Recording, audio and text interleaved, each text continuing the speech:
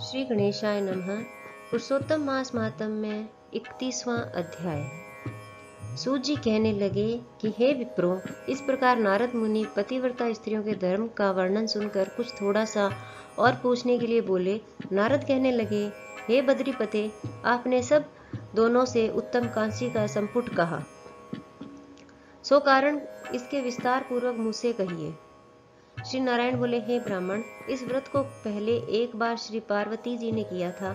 उस समय श्री पार्वती जी ने श्री महादेव जी से पूछा, कौन सा उत्तम दान देना चाहिए जिससे मेरा पुरुषोत्तम का व्रत संपूर्ण हो जाए। श्री महादेव जी बोले, कांसी का बर्तन 30 मालपुए भर कर 7 धागे से लपेट कर विधिवत पूजा कर और व्रत संपूर्णता के लिए विद्वान ब्राह्मण को देवें। शक्ति हो तो ऐसे 30 पात्रों को देवें। इस प्रकार श्री महादेव जी के उपकार करने वाले सुंदर वचन सुनकर सब लोगों का हित चाहने वाले श्री पार्वती जी प्रसन्न होकर विद्वान ब्राह्मणों को 30 कांसी के बर्तन मालपुए से भर कर देकर अत्यंत आनंद को प्राप्त हुई।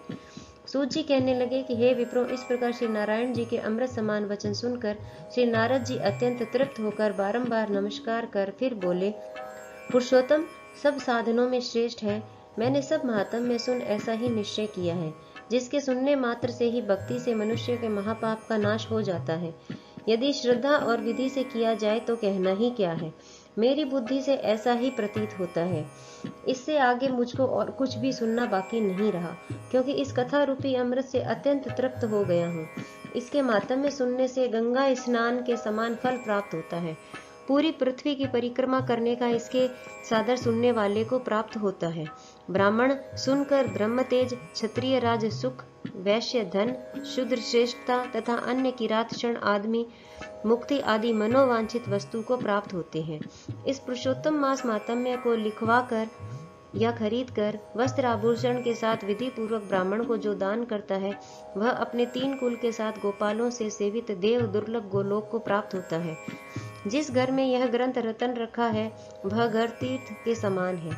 इस प्रकार अत्यंत पुण्यदायक पुरुषोत्तम मास के मातम्य को सुनकर विस्मित हुए विनय पूर्वक सूत जी से बोले, हे सूत जी, तुम धन्य हो। आपके मुख से कथा रूपी अमृत पान करके हम सब कृतार्थ हो गए। हे पुराणों के ज्ञाताओं में श्रेष्ठ सूत जी, आपकी बड़ी उम्र हो तथा आपकी कीर्ति अमर रहे। भगवान की चरित्र लीला कथामृत को पीने से ही नैमिषारण्यवासी मुनियों ने आपको परम पूज्य ब्रह्मासन दिया है।